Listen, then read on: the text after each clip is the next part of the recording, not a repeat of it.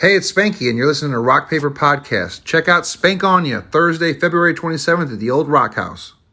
Hey, everybody. Shane Presley here, Rock Paper Podcast. Thanks for tuning in to a brand new episode.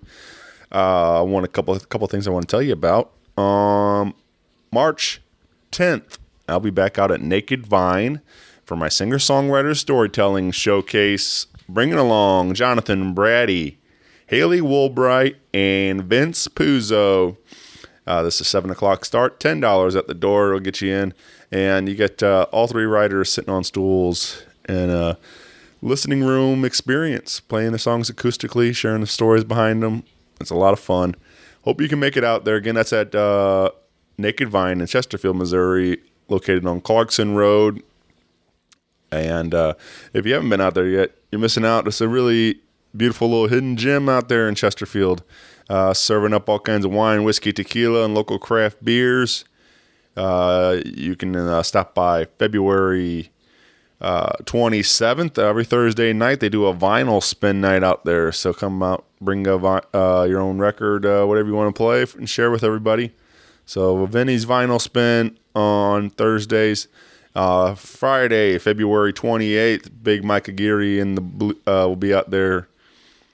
And then on February 29th, Saturday night, Fine to Drive returns to the stage. You can find all this and more at nakedvine.net. Be sure to follow along on Facebook, Twitter, and Instagram. Also want to say a quick shout out to Heil. They've been part of the show for a while now, and I've been loving this microphone. So check out heilsound.com today. Also, big thank you to Roughneck Beard Company and American Rambler for their support. They've been with me a while too now, and I've been really loving this beard oil I've been using. It's awesome. Makes the beard smell good and feel good and everything. So check out their products over there at Roughneck Beard Company. They have a shop located in Maplewood, Missouri, right off of Manchester. Or you can shop 24/7 at roughneckbeardcompany.com. You can enter my code RPP15 for an exclusive 15% off. And again, try their beard oil. They got beard balm. They got junk powder for your junk, and all sorts of other wonderful products over there for all your grooming needs. If you don't have a beard, tell your friends with beards. That's the place to be. With all that out of the way, I also want to remind everybody we have some new Rock Paper Podcast stocking caps in. We got ball caps. I got T-shirts, stickers, buttons, all sorts of goodies. If you'd be interested in any of these things, feel free to hit me up at rockpaperpodcast@gmail.com, and I would love to hear from you. If you have any questions or guest requests or anything, I'd just reach out, say, hey, let me know what you're listening to.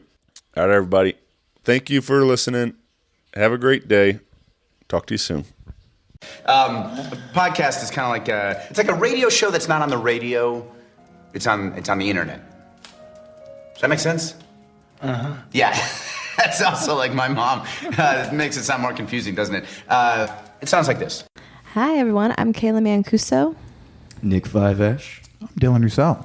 Corey Smotherson. We're Crystal Lady, and you're listening to the Rock Paper Podcast with Shane Presley. Rock Paper Podcast. Scissors beat paper, paper covers rock. Rock beats scissors, Shane covers non-stop. Never know what new kind of guest that he's got coming at you. Live and direct on the spot. Could be rock, folk, country, or hip-hop, jazz. All kind of folks that he has. Could be an artist or a comedian to make you laugh on the Rock Paper Podcast. Double-decker fudge round, rolling round town. Shane coming at you live and direct from ground zero. He's your hero, he's your bestie. Rock Paper Podcast with Shane Presley.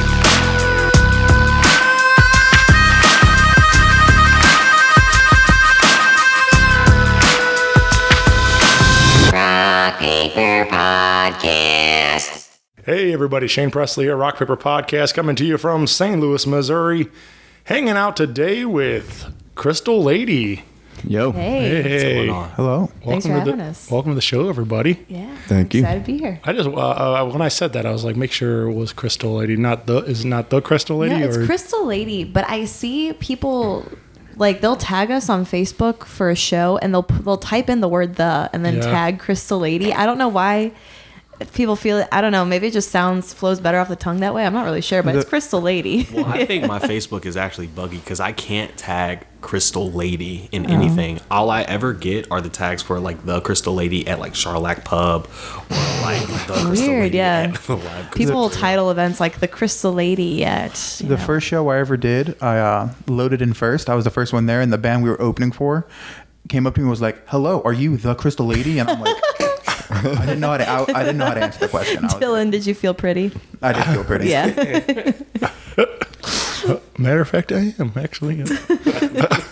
Well, I just think I was like, it becomes the debate with a lot of bands. Like, it's like the Beatles, but it's just Rolling Stones or something, or whatever. It's like, some people. It's not the some of the band names, and they get particular about it. So I just want to make sure I got it right before we got too far in, and I wanted to make sure. But I was pretty sure. Oh yeah. Just wanted to clarify. Yeah, no, it never bugs me. I'll see people like if I'm not creating the event, like I never want to hassle anyone to like, oh, let's be nitpicky and change them. Like they'll get the idea. Yeah. That'll be fine. Yep. Well, I've been kind of following along with the band for a while now through the internet, and this is our first time getting to hang out. So that's what's cool about doing this show is I get to continually meet new people and making music in our town. And so I guess take me back a little bit though, since we don't know a whole lot yet about Crystal Lady. Like I know this project's been going for a little while now, but so Crystal Lady has had several, I think, like stages of evolution. It started when I was in college. I started Crystal Lady. It was December 2014. It was just me and two friends from college, voice, guitar, and mandolin. And we were just doing covers. We knew like 10, 15 covers that we did. And it wasn't until 2015, like later 2015, that we actually started writing music. And we added a bass player and a drummer. And then eventually the bass player had joined another band, so we added keys in place of bass. And I was in jazz school at the time, and my dad had recently started an organ trio where the keyboard player played bass and the left hand on the piano or on the organ. And I had a lot of friends who played keyboard, not a lot of friends who played bass. So I was like, who can play left hand bass on the keys? And I found a friend, Ben Stitzel, got him to join the band. And then that iteration of Crystal Lady, it was alternative rock, but it was very soft in comparison to what we are now. And it definitely had some jazz influence because we were at school at Webster for the time all studying jazz. And I graduated from there with a degree in vocal jazz performance. And then as soon as I got out of school, or we released the first album April 2017, a month before I graduated from college. And then as soon as we got out of school, we went on tour.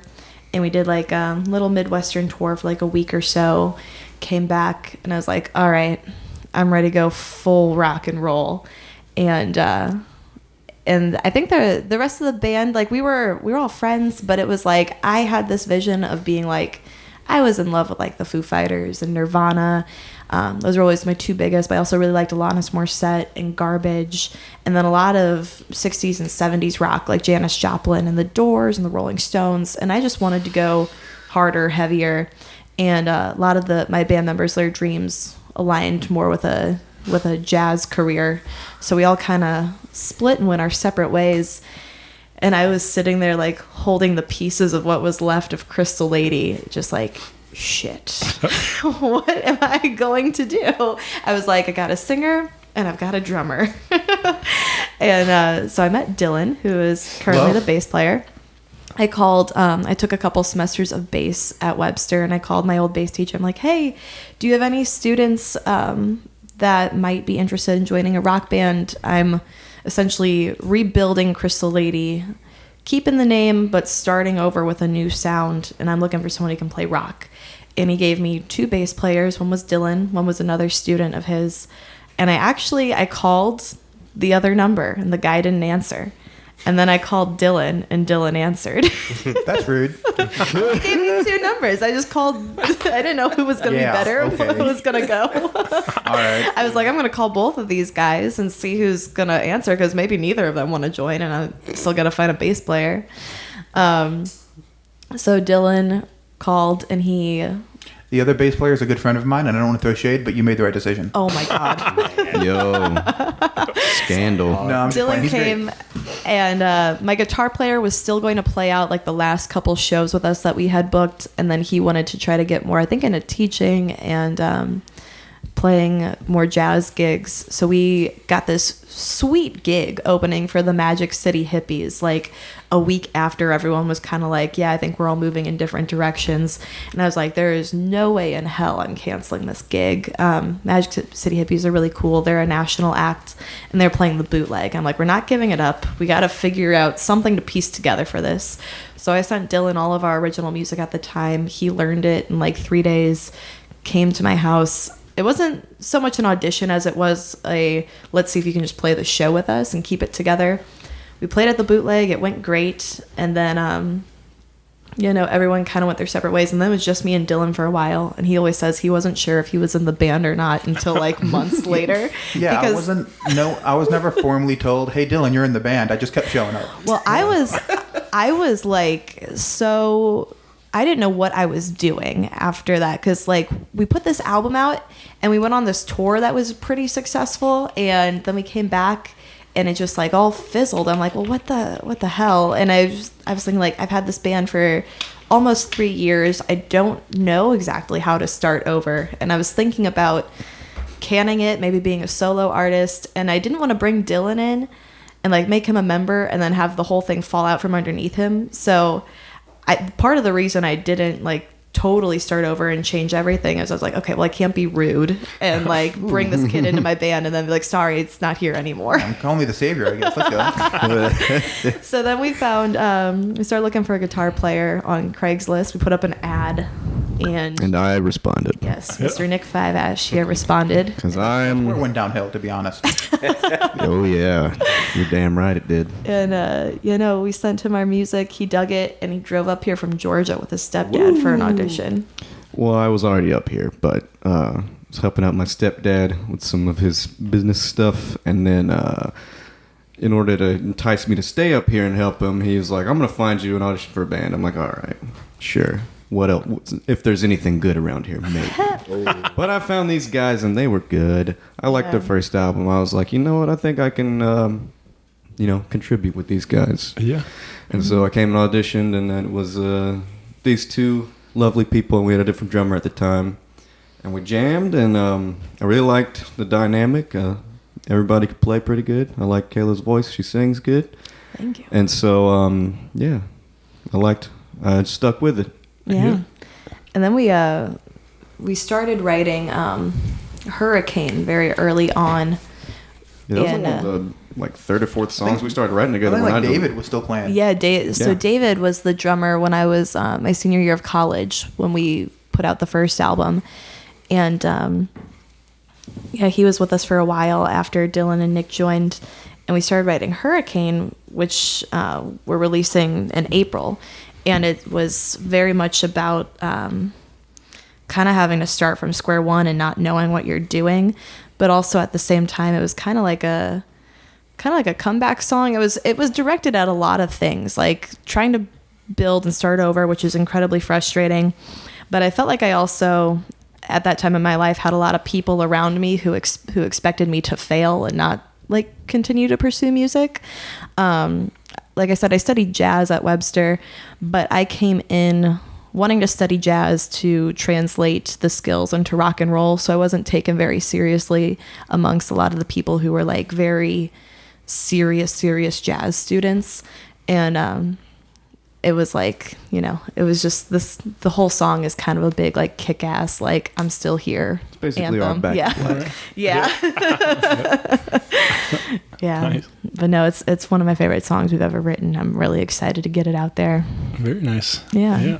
Then Mr. Corey joined us just Yo. man, like this early fall, late summer. Not even. Yeah, it was definitely more so early fall. But what happened Yeah. was the previous drummer who actually did all the full album, right? Is him, correct? This album, yeah. Yeah. Okay. And so I actually just got called because I got called from Dylan. And what happened was that the previous drummer went to Colorado to become a music teacher, and so I just needed to fill in for one of the gigs that they did, or that they were having that was coming up. And Dylan was like, "Oh, you should just come fill in for that gig, but also like audition for the band." And I was like, "Okay, cool." And I came to one rehearsal first, right?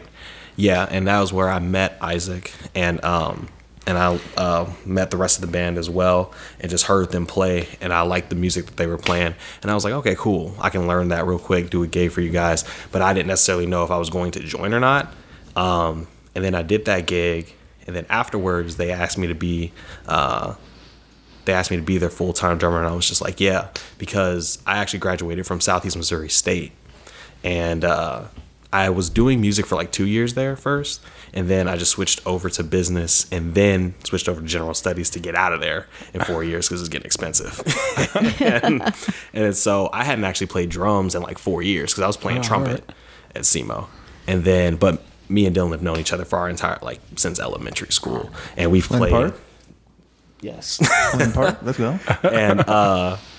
And so that's how we just have known each other. And I played jazz with him and everything in high school.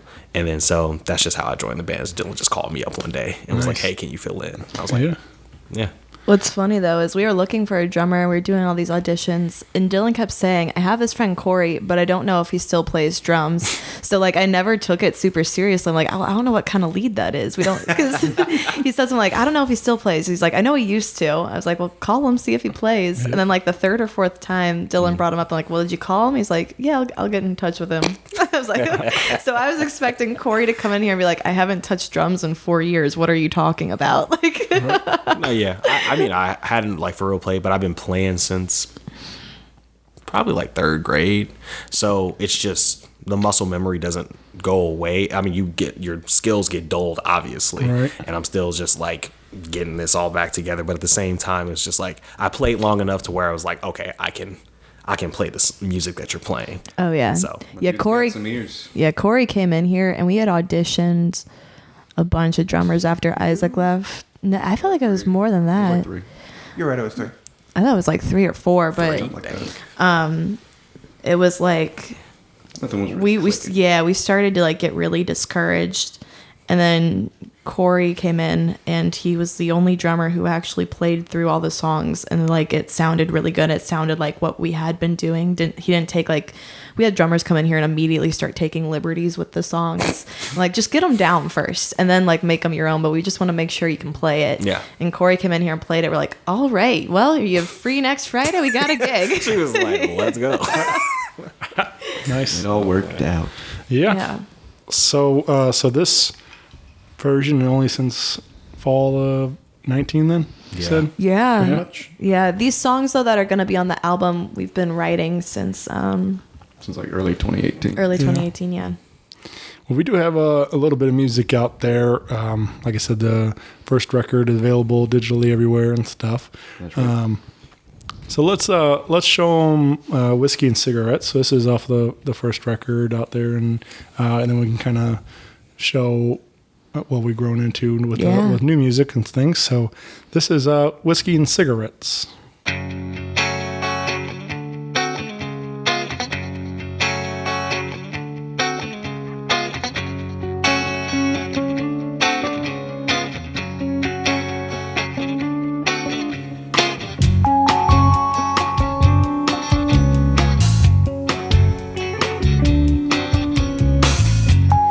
I don't wanna go to sleep tonight. I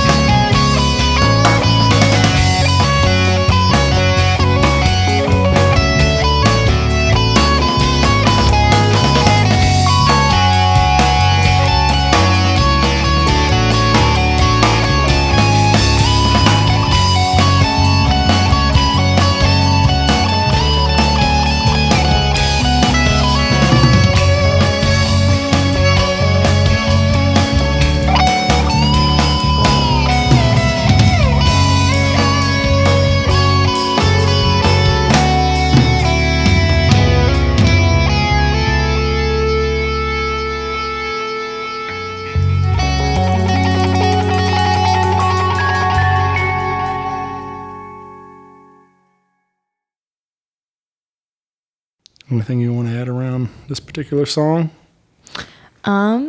This one was, I don't know, this one came out very fast. I just was writing with a friend one day, and I really wanted to write about whiskey. I'd recently turned 21, and it was my favorite drink, and I was like, I just want to find something that works with that.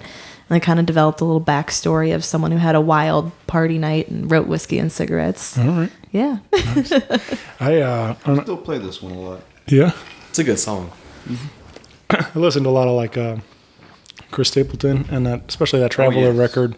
Yes. I don't know how many times he mentions whiskey throughout that whole record, but it's a lot. And like, I like that song. I don't know if it's in that album, but it's the Drunkard's Prayer. Yeah. That's a good one. So it's basically Blue Eyes Crying in the Rain with different lyrics. Right. But it's really good. Well, that's like, I mean, the same thing with Tennessee whiskey is like, I'd rather go blind. Yeah. But with a different. Right. Yeah. Right. So. Hey, if it works, it works. Yep. He's been making it work for him. Yeah. But yeah, that definitely a fun tune, and check that out on wherever you're getting your digital music at today. We do, before we get going too far, I also want to mention we do have a couple of live shows. You can come see Crystal Lady live on February 29th at Blueberry Hill in St. Louis, Missouri with Q Street and Ground Control. Yeah, that's my 25th birthday party. Next 26th. We're one day apart. I'm February 28th. He's March 1st. So this year we get to split the difference. Yeah. Well, that's so yeah, that's gonna be really cool. Yeah. Q Street's a good friends of mine over there, so they're cool. They're fun. So that'll be a wild night of rock and roll down there. That's right. I guess you guys tickets. You have some tickets to sell, or yeah, we got physicals. We still have a few left. They are $10 when you buy them from the band, or you can get them online on our Facebook event, or you can get them at the door that night. They're gonna be $12 at the door, and it is all ages. So bring your kids if you want. It might get rowdy though. You might want to make sure they're. It'll just be loud. Yeah. It's a great place though. Like I've been to a lot of good shows down there in the basement, and it's just fun. I mean, it's a very iconic venue and stuff. So. Yeah. Cool room. Yeah, we like playing. It's there. one of my favorite stages to play in St. Louis. I make sure to play there at least once, twice a year. Yeah. And then we got another big one on March 28th, heading over to Alton, Illinois at Bottle and Barrel. And this is, you said, kind of more of a festival type show with a bunch of bands all day, and including Steve Ewing of The Urge and other good friends of mine, the Dead Roses. So yeah. I'm excited for that lineup. It's a pretty stacked show. I'm stoked. Yeah. Fun day. Yeah. Yes, I just saw Steve and the Dead Roses at the last day of the Steve's Hot Dogs. They closing up his hot dog shop, and they had a little party over there, and Dead Roses played, and Steve played, and Tree 14. So it was a fun afternoon for being a sad occasion. You know, it stinks that. That's nice celebrations. Pretty cool. Yeah, but yeah, that sounds be a little more happier times over there at the Bottle and Barrel for sure. Oh yeah. Yeah, no, it's gonna be cool. And Steve's one of the nicest guys around town. Like, I think he was like episode 5 of this show. He's been a big supporter of this show and just St. Louis music in general and a lot of things. So big heart and always willing to help out. So it's cool to see him doing all these shows with everybody and getting to also giving other people opportunities to play and stuff. So. Yeah, I'm excited to get to meet him. Yeah, that's going to be fun. So we mentioned some new music on the way. Yeah. Let's kind of get into some of this. So we got the, I guess, lead single will be called Hurricane, like you mentioned. Yes. And this will be out officially on April 2nd. Yeah, so Hurricane is the song I was talking about. It's kind of like my Guess What, I'm Still Here anthem. And it definitely is, it's a very stark contrast to what the old music sounds like. This is hard hitting, it's upbeat, it's rock and roll. And we're releasing it April 2nd. which is my great aunt's birthday. She would have been 81, and I named the band Crystal Lady after her. She was a singer-songwriter who toured the world doing USO shows in the 50s and 60s, lived in Malibu, worked as a singer and an actress, eventually got into yoga instruction and being a psychic medium and giving readings and stuff like that. Very cool person. And she had Crystal Lady Productions that she wrote all her music underneath. And when she passed away, I got a lot of her music, her lyric books, her crystals. We even have some of her old costumes that she used to wear on stage. And I've just always been very close to her and her story. And I wanted to represent that in whatever I did musically. And so that's how Crystal Lady, the name, came to be. And I figured what better day to release, this song than on her birthday. All right. Yeah. Yeah, very nice. I love that kind of stuff. That especially kind of paying tribute to your roots and everything, and bringing it all full circle. Yeah, no, she's definitely the inspiration behind my career, my dad's career. So I like to tie it in where I can. Nice. Yeah. Yeah. Well, this is we're just gonna give you a little sneak peek to kind of little teaser to hold you over till April.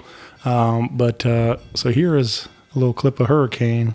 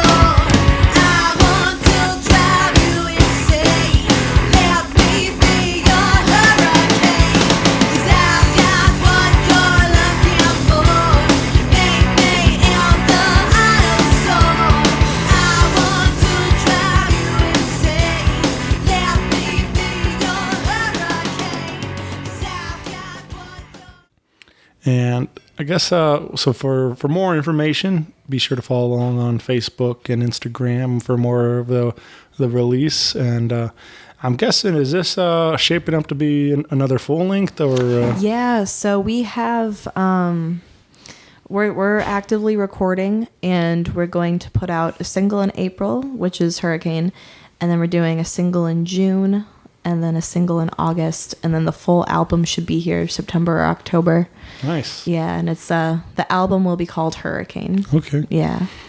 Nice. Yeah, it'd be cool. And I'm guessing it'd be really nice to also to get to recordings with all you guys on it too. Like, get some of that stuff out. What accurately represents the new band and stuff. So. Oh yeah, and we're already writing for album 3.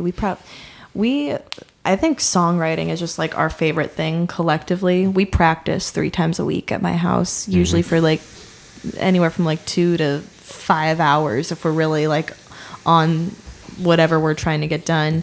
But we tend to write a lot of music.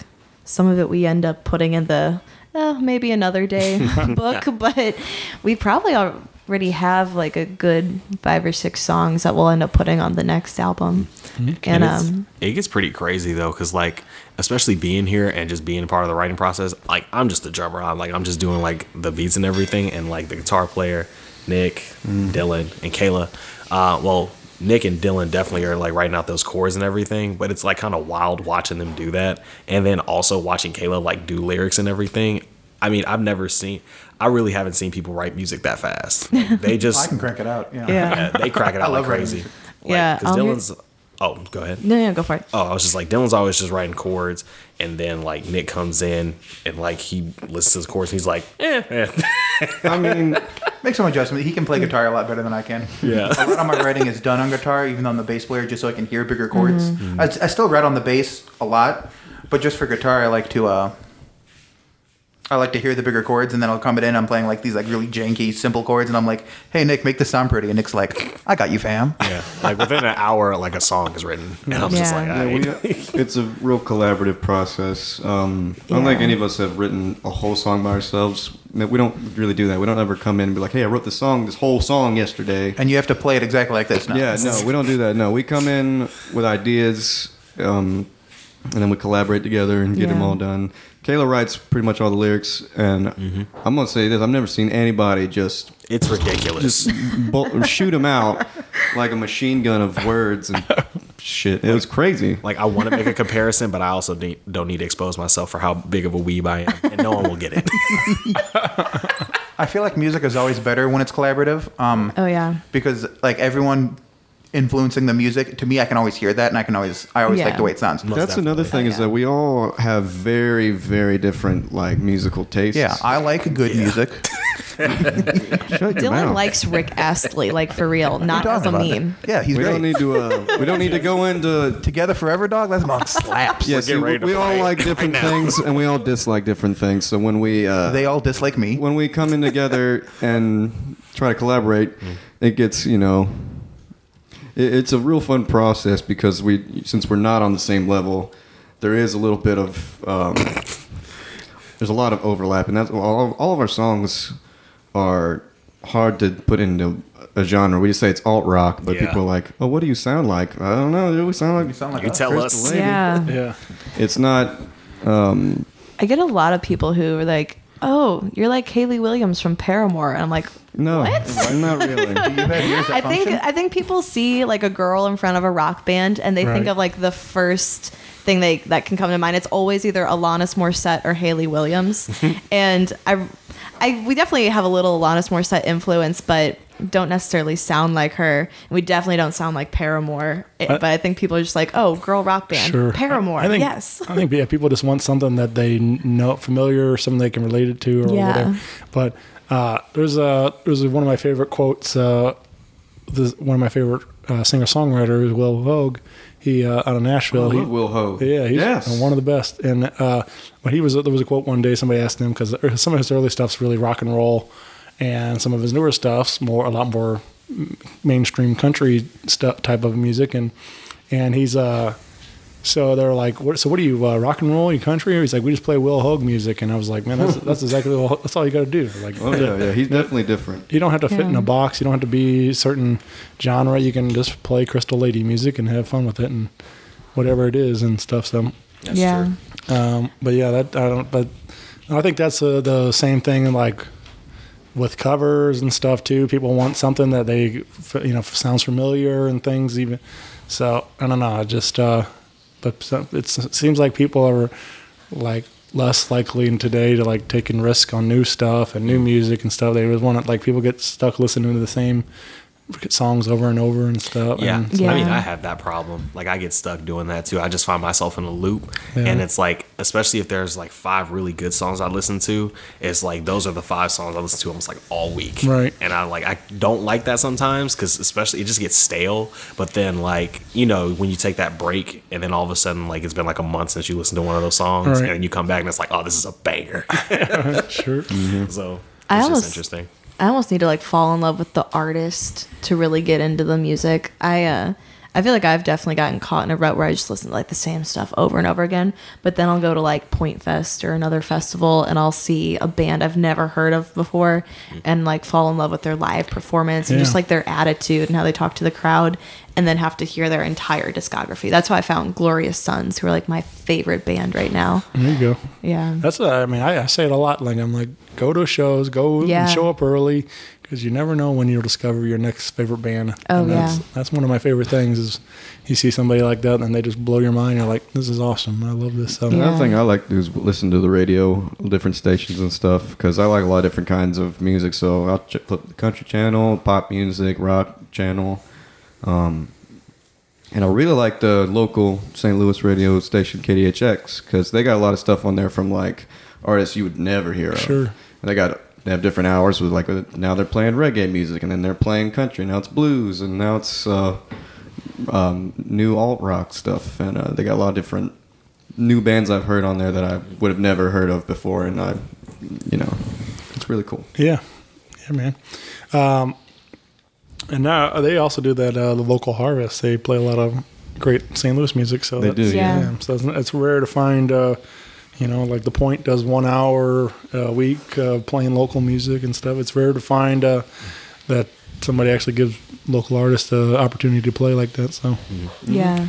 I wanted to kind of get into it also about you guys also, along with practicing several hours a week, you also have your own podcast. Yeah. Which I thought was cool. The band does the show together too.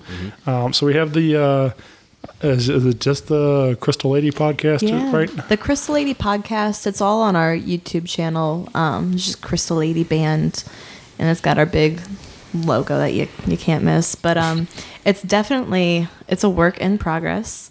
We each podcast we go back and watch it and we're like, oh my God, what did we do? And then like have new critiques for the next week. But we have a lot of fun making it, and I've got friends who live all over the country who they're like, I love getting to watch this because I don't get to see you but like 2-3 times a year, if that.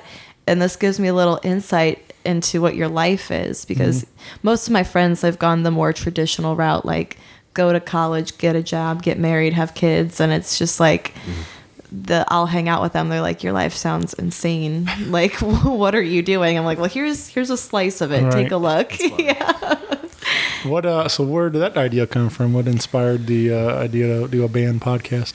I love YouTube and I love podcasts, so I just wanted to be a part of it. Most of us like podcasts, and we just we've always been putting videos on YouTube of like our performances. Sometimes we do a vlog every now and then, goofy stuff, and we figured we need to do something that's like scheduled, maybe consistent. And it's just extra content, and we like doing it for fun. Like we're not expecting to be the next like best podcast in the world, but it's just for fun, and we always like getting better at stuff and working on stuff. Yeah, it's all good. Regardless of what we do.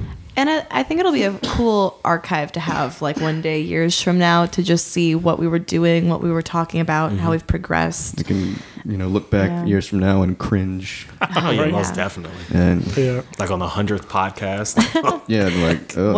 One thing we always do is we always start the podcast with a shot, and there have been 2 or 3 podcasts where it's progressed into more, and maybe Corey's getting a little lit and like telling us, digging deep into the archives of his mind to tell us things that standard Corey wouldn't give us. Oh no, standard Corey would definitely give us all that. Standard Corey is pretty open about most things. Smo, though, on the other hand, man. Smo might tell you something. But no, it's been fun, especially the first podcast, man. Like she said, we go back and look. Man, I was so like, you just notice like your quirks when you're nervous and you're on, and like being on camera, especially, it's like that's a skill you have to develop. Some people have it naturally, but like, man, just like the camera just in front of you, you start acting like a different person, or you're just like, I'm just really active just with my body, and I talk with my body. Right. But like on that day, my body was just everywhere. I was twitching. The mic was every which way, and I'm like, he would put the mic down to talk with his hands, and then we're like, we can't hear you. I've seen all that stuff. Like, it was like you gotta, that's why I tried. That's one of the biggest things that helped for me was getting these stands because when people used to hold the mic and then had to talk with their hands and then you can't hear anything. So but yeah, I'm with you guys. I kind of went back and listened to some of my early stuff. When it was almost 6 years ago now, and like listen to some of my early episodes, and it's like, man, these are rough. And I don't know how anybody listens to these things, but it's fun to have that kind of thing like you're talking about, like kind of that document that growth because, we all start somewhere, like you said, and it's like we don't know what we're doing, but we're having fun doing it. And when you figure it all out, it actually comes together, and you get the hang of it. So it's kind of like how we started playing music. Yeah, all of sure. us, Yeah, I mean, it's like you just start because it's fun. Yep. And then you just want to get better at it. Yeah. Yep. You have to be willing to suck. Yeah. Sucking at something is the first step to getting good at something. Yeah, I was like, that was one of the, I saw like a meme or whatever on Facebook that was like, don't be afraid to suck at something new. And I was like, that's huge. That's huge. Like, that's exactly what it is. So many people are just afraid to take a chance on something new, and whether it's a band or a podcast or whatever it is. So, Yeah. And I feel like there's a little less fear of like starting something new and being bad at it. Cause you have this excuse of like, well, I don't know what the hell I'm doing. So of course it's not going to be like A++ work. But, I sent like our very first podcast. I sent it off to a bunch of friends. I was like, please watch it, check it out. Like, let me know what you think. Be honest. And I got the most honest feedback I've ever received in my life from a friend who was like, I thought it was going to be a dumpster fire, but I was actually really entertained by you guys. I was like, thanks, I think. it was only a trash can fire. Yeah, it's funny because your friends. Yeah, they brutally honest with you sometimes. Yeah. But that's the thing. You need that though. Like I was saying, I learned a lot from going back and watching myself and like listening to my shows and like you just learn not to do that and move on and try to, like I've had people feedback, like they'll be like, yeah, you say and and stuff like that a lot, and I'm like, yeah, you don't think I don't hear that? Like, I'm working on it, man. Yeah. It's like it's really difficult And sometimes. that is one thing that is slightly annoying because some of my friends who I've sent it to and like who watch, some obviously they're just like, yeah, you did like pretty good like for your first couple, and it's just like obviously this like you're a little twitchy here. And then Kayla pointed out to me recently, but I've been doing this like for a long time, which now especially I have to start paying attention to it way more, and hopefully I'll just like get it under wraps. But man, when I go to like make a point, I will take the most around. Like he doesn't go from point A to point B. He like takes a little trip to point D, F, C, and then like rounds it back out to B. Yep. And then it's like now I got. And then it's like now here's point C. Right. It was like the 4th or 5th podcast. I asked him a very direct question, just like one thing about his dad. Yeah. Then Corey tells me like a 10-minute story, and then like our alarm's going off. I'm like, and thanks for watching the Crystal Lady podcast. We'll be back next week with more. Tune in next week for the end of that story. Yeah. But and then the other thing I was gonna say is that, but some of my other friends, they're just like, why do you guys even do this? And I'm like, I was just like, that's a stupid question. Why not? Like, why not? Why do you do anything you do? Exactly. And like, so you just get, sometimes you get that because sometimes people just don't understand, and it's just People who aren't in but the at the same podcast. time, that's, I guess, but then it's just like that's still more so like a thoughtless question. It's like, what's the problem with me doing it? Yeah. And so, Yeah. Well, I think it's cool. I mean, like, again, with, just more chance for you all to become closer and, become better friends and everything else. Get to hang out and get to do fun stuff together, whether it's a podcast or record music or whatever. And we So- already practice so much that, it's just another creative outlet Yeah. that we do together that's not music. So it's still something, still flexing that muscle in your brain, Yeah. creating something and trying to, Because it can get tedious doing like, Well- 3+ hour practices a week. I mean, but I think With, our, like, I in think this- our chemistry is what Yeah. stops that from getting tedious. yeah. Yeah. And we're not, it's not a super strict No. schedule or like, it's not like going to an office job. Yeah. Sometimes we'll go off on a tangent, listen to Tenacious D for like 30 minutes and then Yeah. get back to it. That's another thing that I've been trying to get everybody to do. Like I was starting at the last podcast, I was like, what's some new music that we've all heard that we've been really digging? And I heard some really good stuff that I've been jamming to. and just to try and keep it fresh. Yeah, since when you showed me Black Pumas, I've been listening to Colors like all Dude, week. that's such a good song. It's such a good song. Yeah, shout out to Black Pumas. slaps. It's this duo from Austin, Texas, and they just got nominated for a Grammy this year. And they're a newer band, and they're really good. I really like them. I heard them on 88.1 KDHX. Yeah. And I listen to like so many of their songs now, and they all are good. They're very good. Yeah, I really like them a lot. And so that kind of stuff, it really keeps it fresh, and the podcast is just another thing on top of that. So, we like keeping it, it's not Keep it just a fresh. job for us. It's just some stuff that we really enjoy doing. And it was really good because I remember Kayla mentioned. Oh, shoot, you met him. Oh, wow. That's crazy. You did meet him. That's how.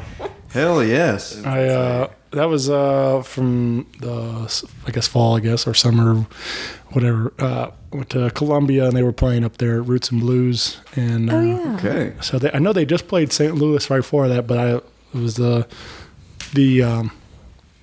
it was the same night I had tickets to go see Black Keys. Also, were in town the same night. So, so I didn't make it to the St. Louis Black Pumas show, but then they were at Columbia for the festival, and they blew my mind. Like, that was one of the best performances, best shows I've ever seen all year. And I got to meet Eric afterwards, and then they're coming to Del Mar Hall here real soon. Yeah. I have to go check that out. Yep. Yeah. I think We got a March lot or of- something like that. So. There's a lot of good shows coming to St. Louis this year. This summer's insane for, I don't know what's going on, I've but I love blown it. so much money. I bought Alanis Morissette tickets. Yeah. And that hurt. I but- think, and Dylan actually showed me recently this dude named Corey Wong, like 2 days before he came to Del Mar Hall. And like, I listened to his he plays at the Duck Room. Like, he plays in Blueberry Hill, where we're going to be playing February 29th. Oh, God. He played there like last year and maybe the year before, and every single time he's come to St. Louis, I have a show guaranteed. Yeah. And I hate it because I want to go see him because he's awesome. That's crazy. But I'm booked, and I'm like, what am I supposed to do? Yeah. I got to make that money too. So, But yeah, man. Big shout out to Black Pumas, though. They making some moves right now. Yeah. I don't know Corey Wong. I've seen his name, but I don't know. He was with Wolfpack. If Yeah, you he ever plays heard with of them. Voltpack a lot, Okay. and his own solo music is like really good. All right, I'll have to check that out. Yeah. I like that, like you said, and for you guys, it helps keep it fresh too every week, where you kind of talk about different things and stuff. So I was wondering if you guys did much preparing, or kind of figure out what you're gonna talk about, or just press record and. Very little. We usually try to come up with, like, what's something that we can talk about today? We have like an umbrella. Maybe And we like try an to stay idea. over it. Yeah. But we don't prepare very much Yeah. at all. Yeah. We don't have a script. Right. Yeah. Or do we? No, I'll come in, like, sometimes I'll come in with like just a mental list of questions of how I want to kind of guide the conversation, but yeah. we let it go Eventually- however it'll take it. Yeah. Eventually, it just becomes Yeah. just go where we want it to go. Or we'll like play a game on the podcast. Yeah. That's audio friendly, not just visual. Yeah. Well, I've been asking some of these random couple questions for people, and they make me laugh. So I thought I'd ask you guys. Let's start with and I guess everybody go around and contribute to what you think it would be, and maybe one as a band too. But dream duet or collaboration. Ooh. I've got mine. Like ourselves with somebody, or like two artists that we like? I mean, it's open to interpretation. I mean, whatever you think is. I would think like maybe everybody do an individual, somebody you'd love to collaborate with, and then maybe as a band, who we think Crystal Lady would like to collaborate with. As a solo artist, I would collaborate with Dave Grohl for Yeah. sure. Yeah, He that just- would be go-to. He just seems like the coolest guy. Yeah, I'd love to just like go get a burger with Dave Grohl. Yeah. Yo, both him and Taylor. Yeah, I like and I like that Taylor. I just saw him on Kimmel. They did. Oh, really? Taylor debuted solo. Taylor Hawkins and the Coattail Riders. Yeah, I saw that. What? And then That's Dave, good. And then Dave played drums for him. So I thought that was. Yo, Yeah, So- they actually- oh. that's funny. I thought that was cool that they switched places. And then I saw Stevie Nicks and Dave Grohl do something together, and I was like, oh, I want to be a part of that. So if we could be like a dream trio, that would Okay. be my, yeah. I got you. For me, It's a tough one. I'm thinking, as far as guitar players go, somebody who I'd really like to jam with. Honestly, probably John Mayer. Yeah. He'd be a lot of fun to jam with, and he's because I grew up being a huge Stevie Ray Vaughan fan, and he's obviously a huge Stevie Ray Vaughan fan. So I feel like that'd be a lot of fun. Yeah. As far as dream duets go. Well, he's coming to town with Dead and Co. So let's make that happen. Give him to pull him up on stage. Yep. Yeah. Pull me up on stage. I mean, Yeah, you listening, John? if he's out there, Right. Call in. hit me up, bro. Me now. Devon? Yes. I'd like to do something really cool if I was going to collaborate with somebody with Juan Alderete, who was the bass player for the Mars Volta. And before that, he played with Racer X and like a bunch of things. And he's a bass player that's known for playing fretless and rock music, which is uncommon. But also, he's known for using a lot of effects. I think he said his biggest pedal board when touring with the Mars Volta was around like 78 effects or something like that. Jeez. So he just goes crazy with it.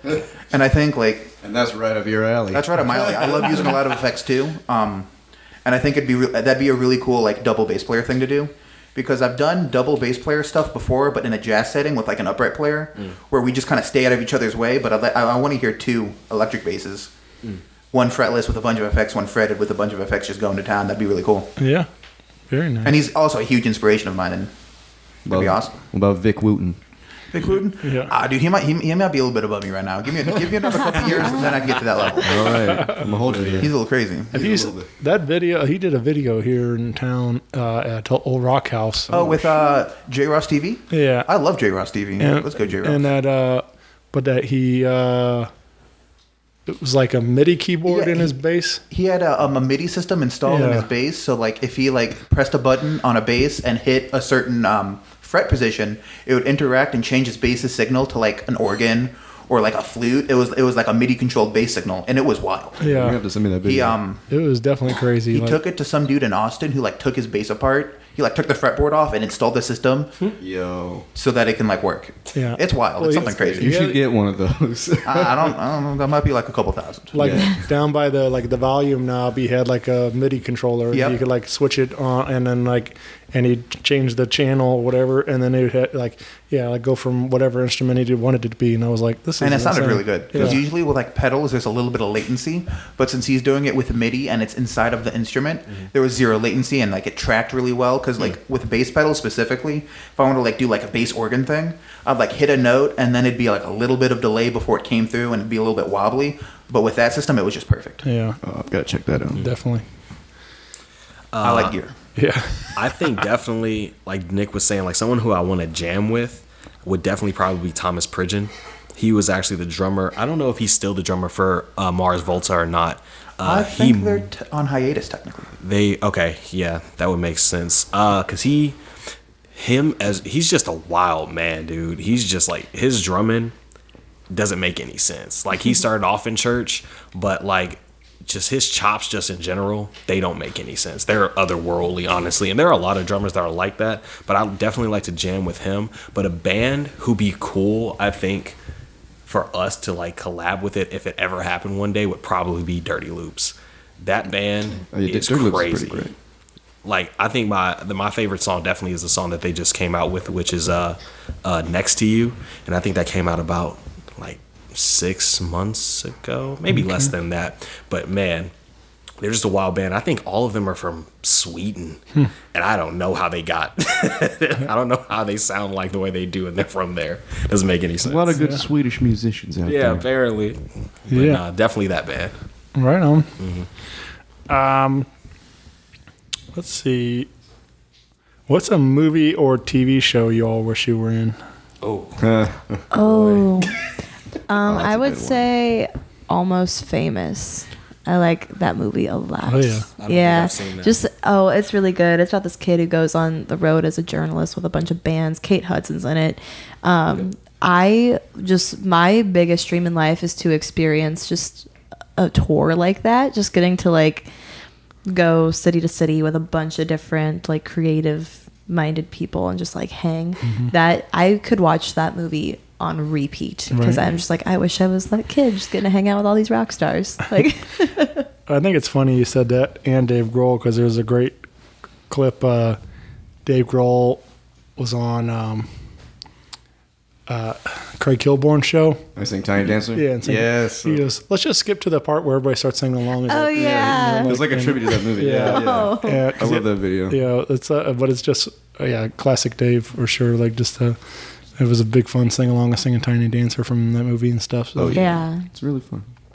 For me, as far as movies go, I'd want to go the route of like, I'd want to be like maybe a Jedi in Star Wars, or like a wizard in Harry Potter.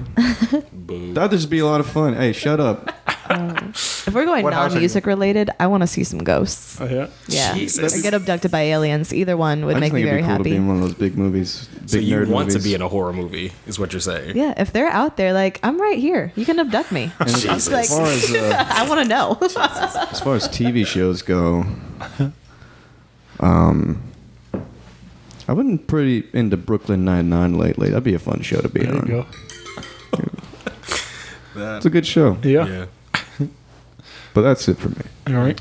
Do we mean be on by like acting or like be a part of that like fictional universe? Because those are two different answers. Well, Honestly, which like one would if you it was prefer? real life. Yeah. Which one would you prefer? I'm not an actor, so I'd prefer to be in the fictional Yeah, universe. that's fine.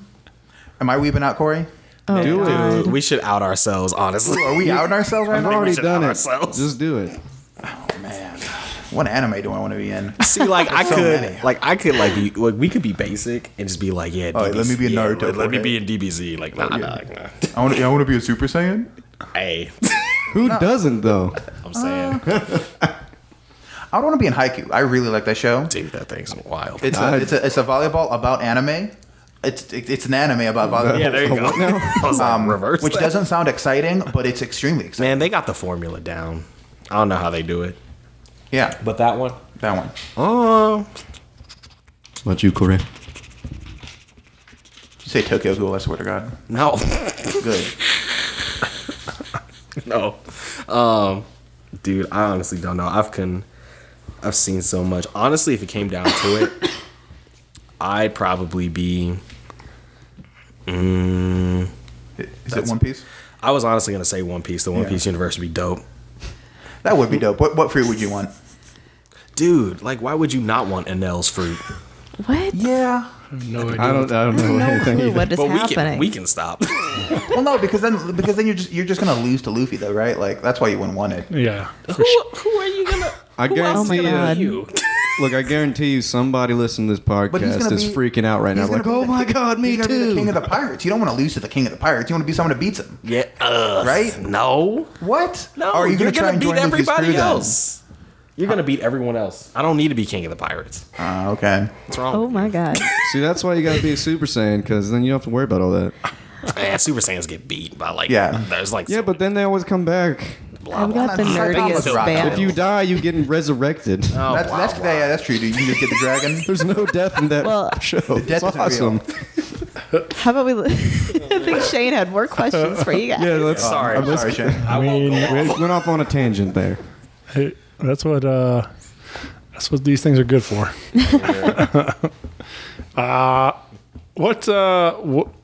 What's your strangest fear? Interesting. I like that question. Oh, so I've got this weird thing where, like, okay, I am terrified of being trapped in something underwater, which is why I hate flying in planes over water. All I can think about is, like, if we hit the water, nose down, and now not only I'm in a plane crash, but I'm in an underwater plane crash. It makes you feel any better. The plane won't be like intact. Yeah, you'll So probably you'll die. be on impact. outside in the water. You won't be trapped. Okay, as If long as you're I'm not alive. trapped. That makes you feel any better.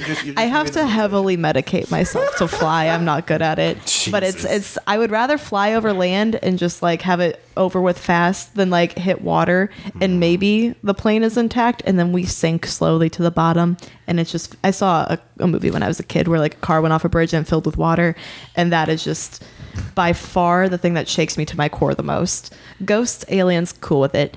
Don't want to go off a bridge in a car. You say that until they're like the ghosts we actually see in like the horror movies. Start possessing you. Okay, weird fears. I'm trying to think. It's hard. There's not a lot of things that I'm like really consciously afraid of all the time. Occasionally, I'll get like if I think about it too hard, getting like my hands like caught in something and like mangled or ripped off because I'm a guitar player. That'd be a nightmare for me. Like I move furniture for a living, and that's normally not very scary. It's like I'm fine moving furniture, not gonna get hurt. I know what I'm doing. But on the trucks that we lift furniture onto, they have this lift gate, which goes up and down. And I'm pretty safe when it comes to it because I'm like, I don't want to get any of these digits caught in there because it will rip them off. And I don't want that happening. That's just like, and I get a little tingle. I'm just like, ugh. I can't. You don't want to become I guess the that's Django not- Reinhardt you were meant to be. But I can't. No, that'd be awful. It'd be so much more work to like relearn everything with one wouldn't- finger. But you wouldn't call that a strange fear, Yeah, right? I think I have that fear too. Yeah, that's I'm always scared of like, what if like my arm gets like anything happens to my hand and I can't. Well, it's use not. It. Well, That's gonna be crazy. The strange part isn't that's a very rational fear. Yeah. But the thing is, just like, it'll come at me at the oddest times. It never happens when I'm like moving. If I'm just sitting alone on my couch and I just go like, I want my fingers. I got you. And it's just No, like leading up to vacations, like I have a few trips planned this year where I'm gonna have to fly. Like over the last like couple months, I wake up at least once a week in the middle of the night, just like having a nightmare about crashing into water. Like Oh, that's just not good. I know, right? oh, Should see That's about sick. that one. Kayla just in the back of me, dog. yeah, that would not be good. When I was a kid, I watched the movies Jeepers Creepers, and that gave me Oh nightmares man, for that a while. one messed me up. That's the only other thing that I could think of. Pretty creepy. That man. Yeah. So I'm not. I'd say I'd be like Nick. I'm not like consciously afraid of things. But a weird one when I was a kid was when I was like super young. My grandmother showed me Jaws, and I was deathly scared of sharks. And to this day, I only take showers instead of baths because as a kid, I was scared that sharks would come out of the drain and get me. So that's why I still to this day only take showers. Let's go. Oh no.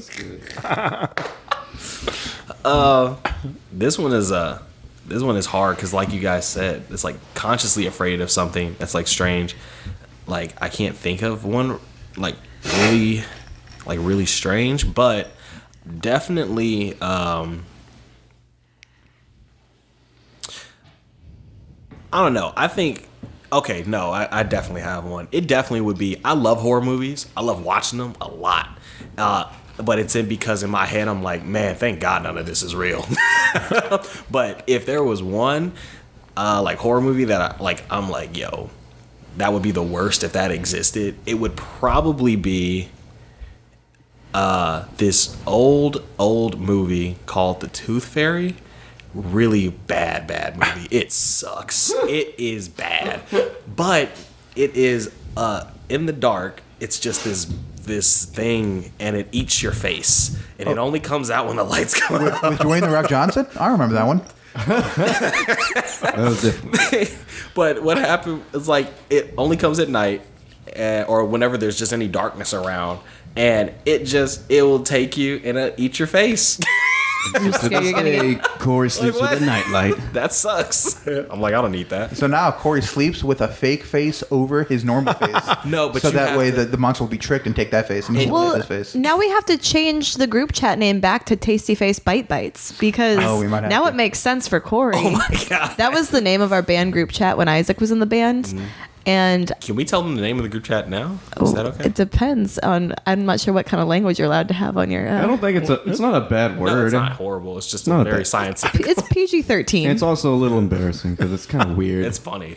I love it. the name of our group chat. Originally, it was we have a list of like really bad band names that we keep sometimes. Like we think of one, we like put it on there, and this was one of them. I came up with this one day, and it was just like everyone was like, "Oh God!" And I was like, "It's the new group chat." But it is Genital Thunderstorm. Solid. It's great. Which would be honestly not the worst band name. If you're like a death metal band, take it. No, you'd have to be like a version of the Wiggles. Like a Kid Rock band. That's the Genital Thunderstorm. I don't think it'd be a good children's band with the word genital in it. I don't know, man. You think the optics on that are bad? The what? Optics? The optics? On that? Oh, I guess so. Okay. I just think that it's a little awkward. Some parents might get upset. Right. It's frowned upon. Yeah, I just love our nicknames in the chat. They're fun. Yeah. Oh yeah, we got different nicknames for each other. In there Those too. are. Yeah, I've been. We have a running chat with some of my buddies around town and like the play, and it's like. So I can imagine what the band chat gets into. 'Cause Oh, it's God, yeah. A lot of silly stuff in there. We share memes Yeah. constantly. Oh yeah. I mean, Corey and I do, right? Like, Yeah. Well, the other two guys are kind of dry. I put some in there occasionally when I find a good okay, one. sure you do. I have it pulled up right here. I'm about to change Corey's name on here actually. All right, you go. appreciate it. Do it. We'll come out and see Crystal Lady live again February 29th at Blueberry Hill with Q Street and Ground Control. Tickets available right now. March 28th at Bottle and Barrel with Steve Ewing and the Dead Roses out there in Alton, Illinois. And mark it on your calendar.